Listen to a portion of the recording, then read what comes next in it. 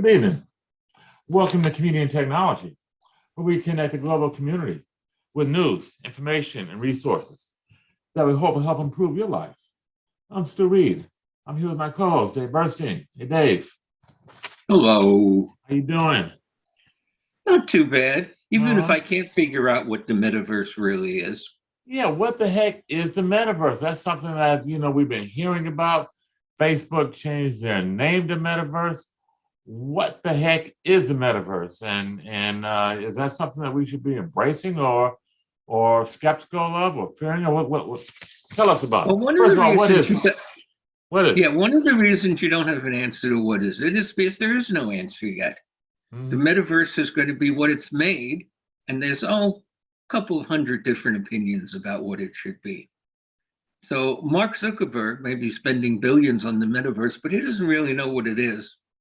And neither does anybody else. The name comes out of a remarkable science fiction book, Snow Crash, which is like 20 years old at this point, where the metaverse is what one plugged into, and everything was connected to everything, and you were there. You can't do that yet. We don't have plugs in our brains that work very well. Lots of people working on that, but they're not making enough progress. So most people assume the metaverse is two things. One, a 3D space, which you can move around in. And two, a way to connect with a heck of a lot, just like you do on the internet. Which means it's having the same problems as the internet. You get people viciously describing rapes to females who are visible on the metaverse, pretty dramatically when you have 3D to work with. You have a huge problem with who owns it and who's collecting. One of the news stories came by, said $500 million has been spent buying locations in the metaverse, and I don't know which metaverse they're talking about. How is that even possible, Dave? I mean, how can you buy real estate in the metaverse? I mean, well, we have the precedent on that. Second Life and Facebook's metaverse are broken up into grids. And you can claim this grid is what I'm going to put up my company's site. And if it's close to other big things, it's likely to get more traffic. But obviously, there's something wrong creating billions of dollars of revenue just for Facebook, especially because guess who's coming big into the metaverse? How about Google? Nah. Okay. Okay. Google's coming in pretty big. Microsoft's coming in pretty big.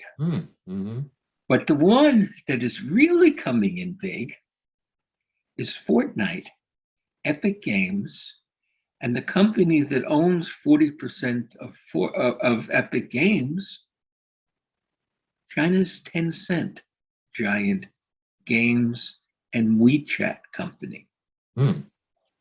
Okay. Now, what Epic Games, which makes Fortnite, has going for it is an incredible set of programming called the Unreal Engine. It was created originally, built the game Unreal, and is one of the two primary ways you create spaces and you create games and you create virtual reality programs. Well, Tencent also owns something called Q2Q. It only has 600 million users every month. So it is somewhat smaller than Facebook, but it now has much better metaverse programming because they're implementing Unreal Engine as Super QQ. And if you've looked at any of the games lately, are the graphics getting good? So when we think of the metaverse and we think of who's going to own it, well, Fortnite is bigger than, say, IBM. in terms of its reach. Mm-hmm. Now, so it's going to be the real big guys, the giants fighting, and little guys. Some of them, like Second Life, already out there for 15 years. My friend Jeff Pulver bought an island in Second Life, where he set up a conference center and did virtual conferences. Wow. All this is happening. How big is it going to be? I don't know whether it's going to be very big or so big that the internet falls away. Right now, to do 3D, you really need a headset, Mm-hmm. which for most people means Facebook's Oculus Quest. Jenny got one. Mm-hmm. It's dangerous. Have Did you see that article? Use it, Dave? What? Have you used it? Yeah. What's it like? I mean, describe it to us. I mean, I've never used one. Describe it to me. What's it feel like? What's the experience? Well, first, I'm putting this thing over my eyes because you have a huge headset. Okay. It's much better than it used to be. It's lighter. It runs fast enough. It doesn't usually make you dizzy or nauseous. Some of the early VR stuff made me nauseous all the time. Mm-hmm. And it has a fair number of games and things to do. There's one where you're dancing to the music, and meanwhile, things are coming at you in your 3D space, and you've got your paddles, and you're catching them and throwing them and dancing around. Okay. Not too bad. But you can't see anything. Your eyes are completely covered. Really? And you're in this 3D. Yeah, you got a headset covering. Okay. But all you can see is what's on the screen. You see what's on the screen, but you can't see what's on the floor in front of you. Mm-hmm. In the real world. Yeah, and as you're dancing around, sometimes you're going to fall. Mm-hmm. And I sent you a story. Where was this from? Wall Street Journal, in fact.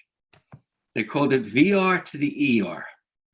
Metaverse early adopters prove accident prone, including a guy whose family was shooting his first trial of the Metaverse, and he was chasing some new game, and he fell right into his $2,000 75-inch TV and smashed it.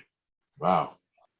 Well, they sold the video of him doing that, so they got part of the cost of buying the new TV.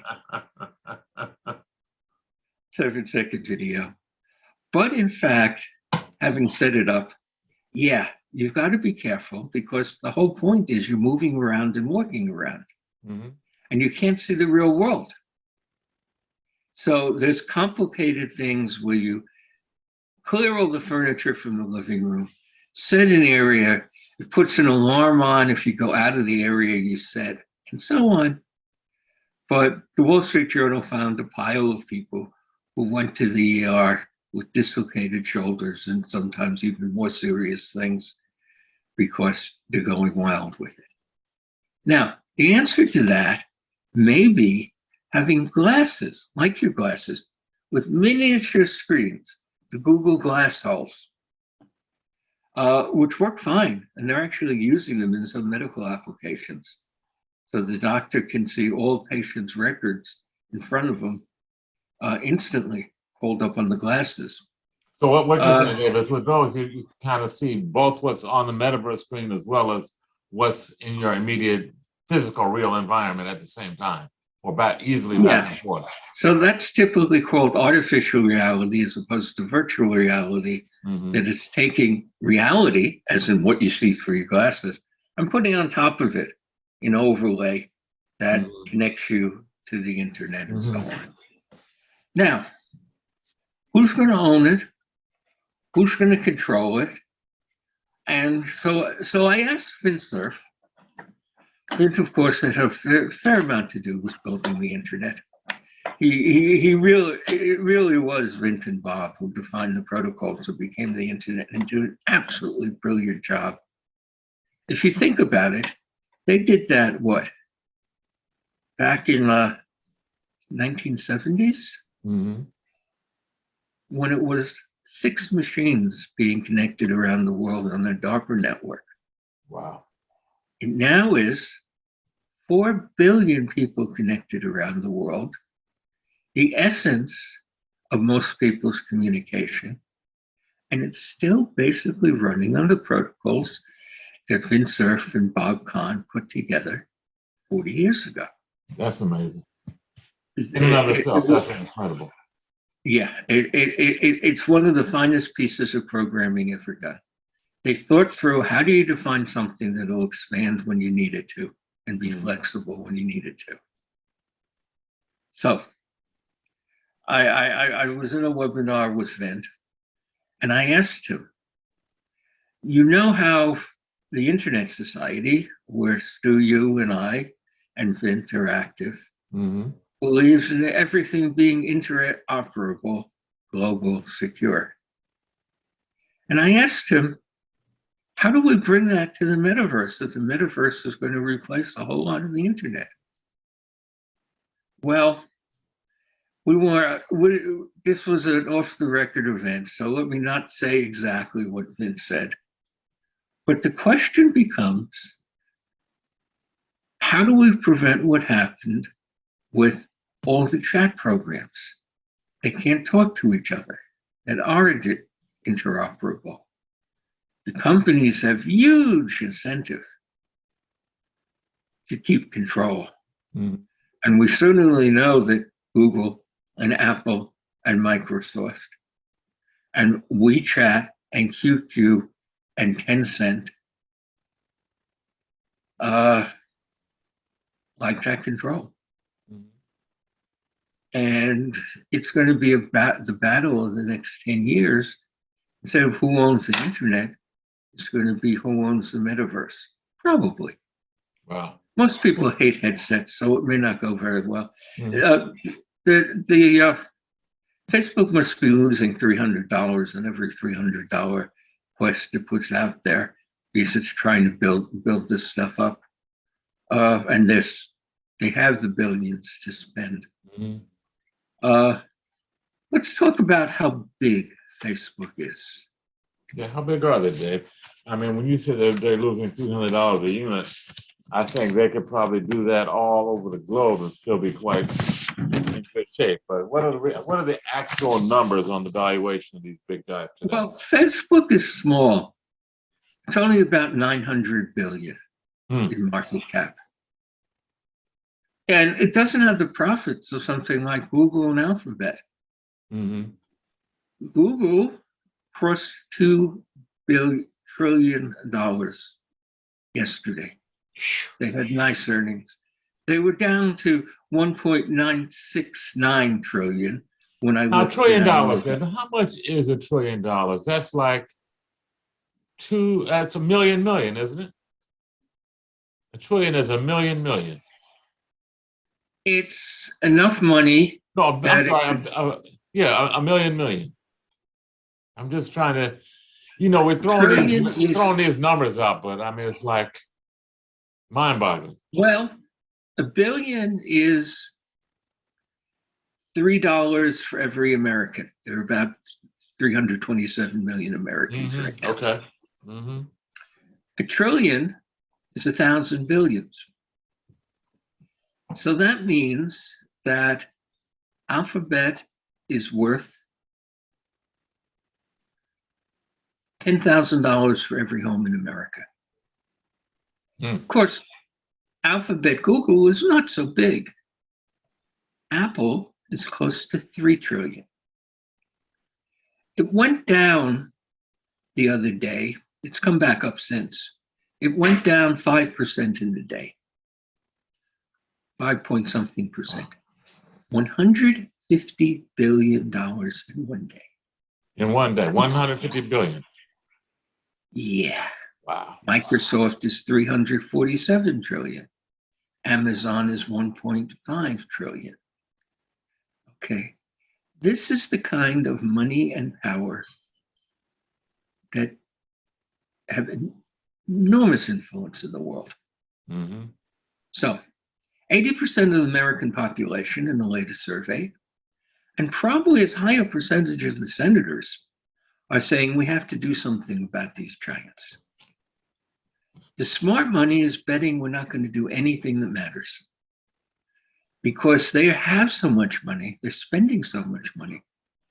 Hundreds of millions of dollars of lobbying is not very much when your profits in the last 3 months at Google were $22 billion, and Apple even higher. So they have the ability, literally are spending around the world billions of dollars to influence the law and make the law. And as everybody knows, the US has the best Congress money can buy. Mm-hmm. And oh, are they bidding high? Now, interesting thing, Facebook, top of Facebook. If I picked a picture of the top 10 people with Facebook, and I had one that was taken, Zuckerberg and his key team, what do they look like? You know, traditionally, I would think they're look like white guys, white American guys. But I'm starting to learn that there has been an influx of Asian or East Indian folks in the leadership in the tech area. You tell me that. What do they look like? At Facebook, they're still all white guys with 1 or 2 women. Mm-hmm. That's one of the reasons Facebook gets so many things wrong, because it's an echo chamber of people who are just like Mark Zuckerberg. Mm-hmm. A nerd, a brilliant nerd, a great programmer, stood out at Harvard, which isn't easy to do when he was a student there for a year or 2, where he built Facebook. In fact, it was a Facebook for meeting and hooking up with other Harvard students originally, is what it started. Mm-hmm. Became much bigger. And when you pick people who are just like you and don't know what's going on in the real world, it's not going to get you good advice. Yeah. You know, and some of the people at the top of Facebook. Do you know who Nick Clegg is? No. No surprise. Americans don't know who was the head of the Liberal Party and in the cabinet in England, which he was. He lost out in the politics in England. The Conservatives took over, and he took the $5 or $10 million that Facebook offered him to be their chief flag. Mm. Now, he, of course, comes from Oxford or Cambridge, as everybody in British politics seems to. And behind him is an old friend of mine, Kevin Martin, who was head of the FCC. Mm-hmm. I remember him. Yeah. He's at Facebook now? Yep. He's very quietly, about 5 years ago, moved to Facebook, keeps out of the public eye, and figures out strategy. Mm-hmm. Very smart guy, good guy, very conservative, hangs out with some of the worst war criminals in the United States government. But that's what conservatives do in America, and his personal ethics are outstanding. Kevin Martin, past FCC commissioner. Yeah. Now, he's Harvard law. Mm-hmm. It's like that. In fact, I looked at the board. One of the companies, and there were like 11 people on the board, and 10 were either Harvard or Stanford. Mm-hmm.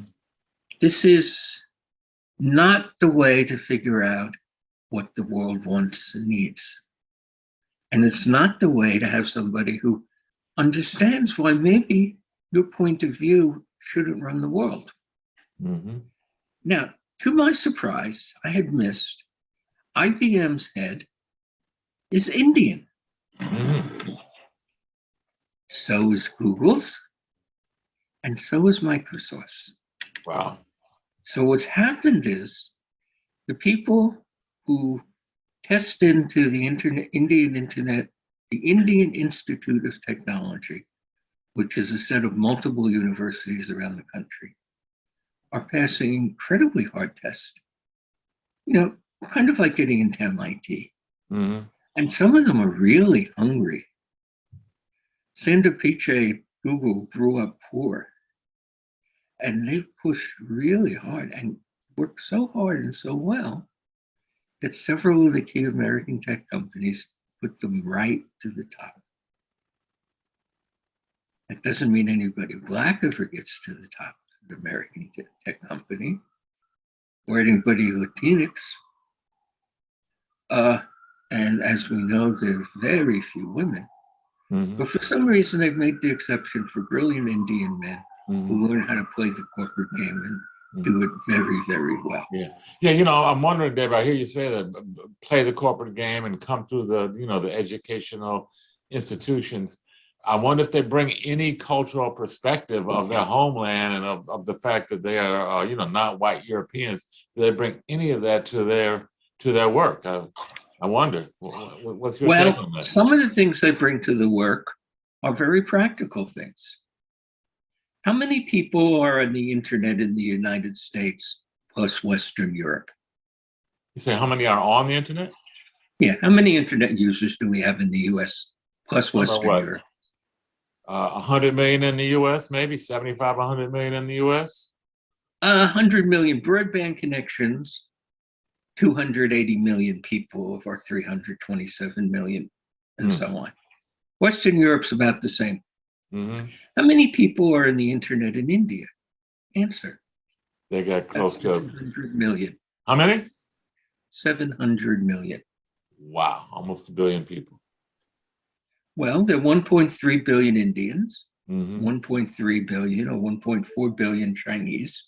There are more Chinese than Indians on the internet, but it's easier to look at the comparison with India.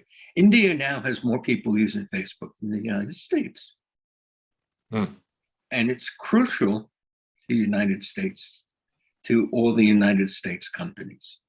And it's growing, unlike the US and Germany and France, where everybody is pretty much connected already. Facebook is becoming a cliche and people were moving away. So Dave, are you saying, I don't know if I'm misconnecting the dots, but are you saying that the Indian ascendancy of Indian leadership in American tech companies has to do with the tech company targeting that massive market in India, which is now larger than the US and Europe combined? Well, Google has just made an investment to Bharti, the number 2 Indian phone company, almost 400 million people, after previously making an investment into Jio, the number 1 Indian phone company. So Facebook and Google have both thrown $10 billion into buying into the Indian internet and buying into the political power, because the Indians don't particularly like the Americans running the whole internet. Nobody likes the Americans running the whole internet except the Americans. Surprise. Yeah. So when we talk about these $2.8 billion companies, $2.8 trillion companies, excuse me, with a T. I was off by 1,000. They can throw $10 billion into investments that buy them influence and keep the Indian government off their backs. So the independence of the Indian government, like the independence of our government, is compromised by some very large sums of money. No surprise there. In fact, if you follow Indian politics over the years, some of it is particularly corrupt. Even more, the Congress there is probably have more people on corporate payrolls than the US Congress does. And there's a lot of people in the US Congress on corporate payrolls. Indirectly, maybe hidden, sometimes publicly listed campaign contributions, and sometimes something that even the best reporters can't find out what's going on. That's the US, that's power, and that's how our internet is run. So before we take the break, let me just pull that into some perspective. I was on a call with somebody that you know, Stu, who was very concerned that the Russians had presence at the ITU And maybe we're pulling some of the internet plumbing, otherwise known as the domain name system, to the ITU instead of the American controlled ICANN. Really worried. And I turned around and said, well, wait a minute. The DNS is just symbolic. It's not really going to influence anything. Why are we worrying so much about this, especially because of the way the ITU is set up? Everything is done by consensus, by and large. One major exception in the last 15 years. And the US will block consensus on anything we really mind. So I asked, why are you worried about that? But look at how big the internet giants have been, all of which are US or Chinese. And I got a strong response on that, for example, from Hans, and major internet activists in Germany.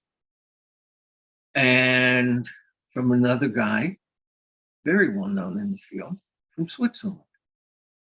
India wasn't represented. Well, India was there, but there was one person from India, but she didn't say very much.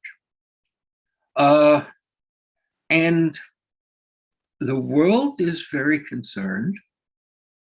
Google and Facebook are getting $5 billion fines in the EU.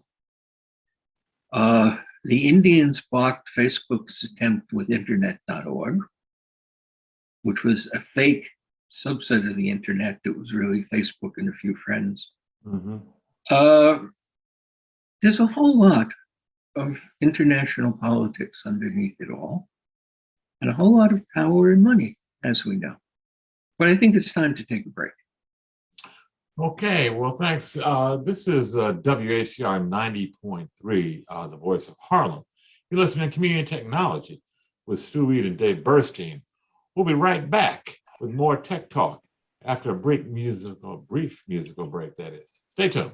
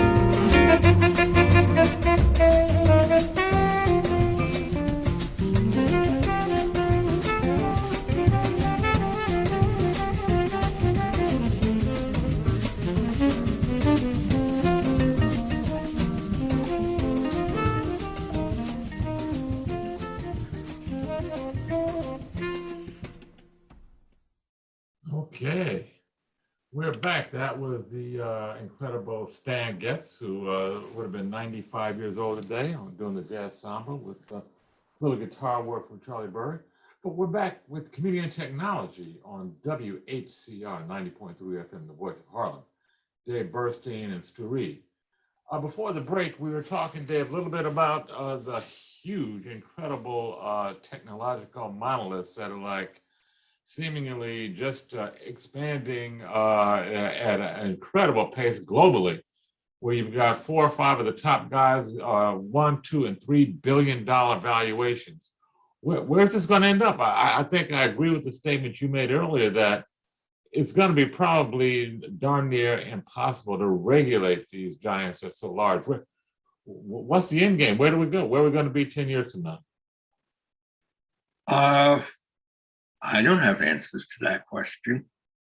I will continue tilting at many windmills and occasionally have small victories. And that's what we do. But let's talk about something more immediate. How many people are dying every day from COVID in the United States? I don't know. I know it's decreased dramatically, but I think it's still a pretty substantial number. Do you have the stats on that? The latest estimate for February is 3,000 people a day. 75,000 people by February 26th. Wait, 3,000 or 75,000? You lost me, Dave. Which is it? 75,000 between now and February 26th. Oh, so that's like in a week. 75,000 in a week? Is that what you're saying? In a month. In a month, okay. Yeah, and February is the short month. Right, okay. So that's 3,000 people a day. Gotcha. Now, HCR has been doing a whole lot about coping with the emergency, and you've been in the middle of it. So I wanted to take a minute and tell the people where we stand now, what you have to do, what you should do, and why it matters. Well, okay, yes. Without preaching, I think it is important that at the very least, folks recognize, as the numbers that Dave just quoted, we're still in the middle of a pandemic. Yeah, we may be on the downside, but it's still here. And people are still actually dying from this thing. So we've got to continue to be careful. We've got to wear our masks in public. We've got to avoid huge social gatherings. And, I know a lot of folks are not believers in the vaccination. But for me, myself, Stu Reid, I have been vaccinated. My family's been vaccinated. And, I grew up in an era when it was mandatory in school to have your polio vaccine, to have your measles vaccine. And to me, the hysteria that has been whipped up, and I think with a political agenda, not really a medical agenda, the hysteria that has been whipped up around this COVID vaccine, I think is totally uncalled for. The government perhaps did not roll out the whole vaccine initiative in the smartest way possible, but I will still say today to the listeners out there, get vaccinated, get your family vaccinated. That's the best way that we have right now that we know to prevent infection. And as my doctor told me when I had a consult before the vaccination, I was on the fence, does this make sense? So, well, you can, one, fight the potential, and it's very small numbers, adverse reaction to the inoculation, to the vaccination, or you can battle with what happens when you get the actual virus. And as someone who had friends that passed away, that knows folks who died from the actual COVID infection, I chose to go with, okay, I'm going to deal with any potential side effects for the vaccination. So I'm a proponent of that. And I think if for whatever reason your family did not want to embrace that, well, then at least you have to embrace the other preventative and cautionary activities: hand washing, mask wearing, avoiding the big public gatherings. This virus is not a joke. People have died from it. A lot of folks have died from it. And if only a million or so. Oh yeah, right. Okay. And only that's the U.S. Admittedly, we're worse than most other countries. That's a lot of people dying from one single infection. So all that's to say, please, our listening audience out there, continue to be mindful that this virus is still out there. I think only about 60 or 65% of the country has been vaccinated. So there's still a lot of folks that are vulnerable. And even those that are vaccinated, I think it has not been shown conclusively one way or another. I think we can still carry and pass the infection on to others, even though we may be vaccinated. So all that's to say is, please be careful out there. Please wear your mask. Please avoid, where you can, large social gatherings. And we're going to have to continue to do a lot of this virtual interfacing until we get to a better place. The numbers seem to be trending down. I think we're heading that way. A better place? Yeah. A million people got to a better place already. Yeah. Oh, okay. Yeah, that better place. Yeah. Mm-hmm. Yeah. And it's all right there. I follow on my Twitter feed people like Dr. Eric Topol, leading surgeon. And he figured that 90% of the deaths could have been avoided if everybody was vaccinated. Wow. And we're talking 3,000 a day, even as it's gone down from what it was. It's not a time to get careless. Other things to know. You can walk into most Walgreens and other major drug chains and get a free N95 high quality mask. It's the kind that has two bands, I guess you call them bands. They're like rubber bands, and is much more secure. It's well made, is better, and you can get them for free. Other thing that's really good, hasn't been that obvious in the news, but there are now enough of the COVID pills that New York City will deliver them to you if you test positive and call up the 311 city helpline. They will send you a pill that dramatically reduces the chances of your COVID going from a few symptoms to something in the hospital or worse. So the COVID pill is a treatment. It's not a prevention. It's a treatment. Once you know that you're infected. Is that right, Dave? Yeah. And they have stuff that's working. They were in short supply 2 weeks ago. New York has apparently gotten enough to give it to anybody who needs it. And that's important. Yeah. There's been incredible science done to deal with COVID. It's really remarkable that the vaccines happened as quickly as they did. And they saved millions of lives, millions. Mm-hmm. And there are more coming. One physician, Peter Hoffs, from Houston, has created another vaccine, made it another way, not mRNA, that seems to work almost as well and can be produced and is being produced in India, Indonesia, the Congo, South Africa, and is starting to get out there. Yeah. That kind of thing. And there's no patent, royalties, or copyright. He may get $1 million from a Nobel Prize. He'll get on that, but not the $6 billion or so the Turks who invented the mRNA vaccine in Germany. We're gonna have to do another show, Dave, and I'd like to explore at another time the international scene. You know, what's going on in so much of the third world that's not as fortunate as we are in terms of the vaccine rollout, and also look at big pharma and the economic side of what's going on with this thing, where all the money's being made, because I know there's a lot of it being made, and the patents, and some folks I know have said, okay, we're not going to enforce the patents, but at the same time, they've held back the technology information. So I think there are a lot of games being played by big pharma in terms of the economics of this pandemic crisis. But let's set that aside for a whole nother show, because it's an extensive topic, and you know, myself, I like to bring a little more research and facts to our audience when we talk about it. Yeah, I'm compulsive about keeping up on things, so I know who the leading physicians on this are. They're all obviously being bugged by the media all the time, but I can see who we can get. Mm-hmm. I'd love to get Laurie Garrett, who's in Brooklyn, and wrote a book about pandemics. Okay, well, maybe we can get one of those folks on the show. Yeah, let's do that, Dave.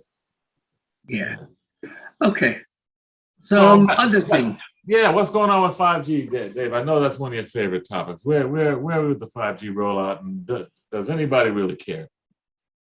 Well, it's not going to change the world, no matter how many people, including the head of the FCC, says it will, and the German chancellor, and Xi Jinping in China. 5G is a slightly improved version of 4G. In fact, the main results that people give credit 5G, the stuff that's giving you 200 megabits fairly often on the phone I'm talking to you now, has nothing to do with 5G. Would have worked just as well on 4G. It was they opened up a pile of spectrum. The stuff that they're afraid they will bring down the airplanes, which is nonsense. Oh, right. But they've opened up mid-band spectrum using a technique called massive MIMO, which uses a lot of small antennas and gives you about 3 times the throughput and lets you use spectrum that was previously impractical in 4G or 5G. That's in fact the only big thing that is credited to 5G that's much better.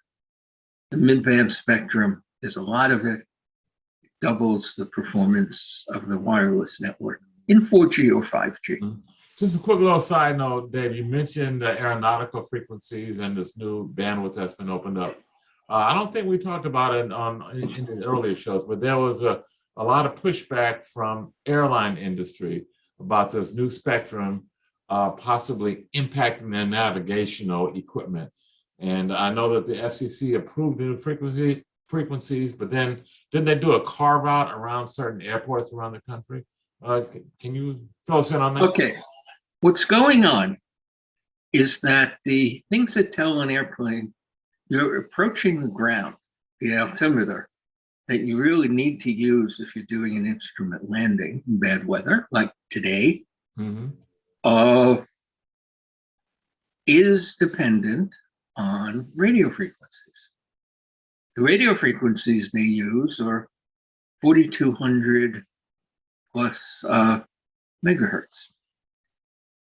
The FCC has given out frequencies from 3450 up to, I think, 3970. It should have no effect whatsoever on a device that's working with 4200. Unfortunately, some of the altimeters, especially those that are 20 years old in small Cessnas and the like, were never built right. They have terrible filters. And even though the frequencies we're talking about are hundreds of megahertz away, they may not be able to filter them out so successfully. So far, nothing's happened to any airplane anywhere in the world, and the frequencies we're talking about are being used in much of the world. It's unlikely that anything is going to happen here in the US, but the airlines are afraid. They've now decided that almost all the commercial jets are fine. Their altimeters are safe. They have decent filters. But they're screaming because, of course, the airlines would love to get paid to put in new altimeters and other equipment, and they think they can get it from the phone companies. So it's not total nonsense. There are some older planes and smaller, cheaper planes that could have a problem, although it doesn't look like there's much of a problem at all. As I say, there hasn't been an incident anywhere in the world. And for the time being, half of Queens can't get the best 5G from Verizon or AT&T because they're not turning it on or running it at very low power near airports like LaGuardia and Kennedy. This will be fixed fairly soon. It's a colorful story. It was exaggerated, wildly exaggerated. And it has to do with when you put a piece of equipment in a tractor or a car or an airplane, it's got to run for 30 years. And a whole lot in the world changes in 30 years. So something you didn't have to worry about. The spectrum wasn't used very widely before, but now the technology's changed. It's practical to use it and it's getting put to use. Starts causing problems. It was a great example for everybody to dump on the administration because the FAA, from behalf of the airlines, was saying there's a big problem, and the FCC, on behalf of the phone companies, was saying it was nonsense. And nobody really did enough testing to be 100% sure. They've now done a lot more testing. Among other things, they've tested all the major airplanes and the major jets that are going out commercially, and it's not a problem. That's good enough. But who needs 5G? Stu, how often do you use more than 50 megabits? Almost never.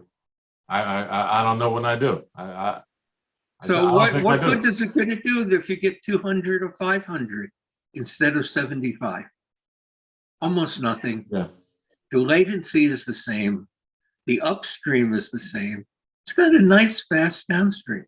Now, it doesn't mean anything that the spectrum and this massive MIMO and carrier aggregation and all the technologies being put to work. Yeah, it does make some differences. I could get rid of Time Warner. Verizon didn't bill Fios to me, so I have no choice but to use Time Warner. And everybody knows that there've been lots of problems with the cable companies. T-Mobile, on the phone I'm talking to you now, the video, can do 90 meg down, 50 meg up, and that's fine. My cable can do 100 or 200, could do a gigabit down, but that tends to do only 10 or 20 up. So I'd rather have the more upstream, and I'd be happy with the 90. And I would switch tomorrow to T-Mobile, except they're not offering it in my area yet. So bringing in the wireless companies will bring in some competition. Giving more capacity is not going to much matter He says, already so much capacity. I have the chart from Verizon. It shows their excess capacity going up. Their biggest problem is they can't sell all the capacity they have. Wow. And that's before the mid-band that they're putting in now. Wow. So yeah, in 5 years or 10 years, it'll be really nice to have it. In some places that are congested, stadiums where everybody's got their phone and they're sending the video of the game to all their friends, and places like that, having the greater capacity is a good thing. And it won't be a good thing in a long time. And it matters to us in the industry. I have to keep up on it, but it's not changing anything. Well, if we have 6,000 listeners right now, 5 of them may have their life changed, if that, in the next 5 years. Okay, well, I would say there you have it. That's the last word from Dave Burstein on 5G. And, I think, Dave, you've talked about this quite a bit, and so much puff, so much pomp and circumstance. Well, any parting comments, Dave? We're about out of time. Any parting comments for our listeners and viewers out there before we close down? 400,000 cases, the daily rate, 3,000 deaths are serious numbers. Yeah, it's getting better. Yeah, some of them are not so serious, but it's still time to be very, very careful. Okay. Words of caution. Be safe out there, family. This has been Community and Technology with Dave Burstein and Stu Reid on WHCR 90.3, the voice of Harlem. See you next week, 5 o'clock every Wednesday. Stay tuned. Good night.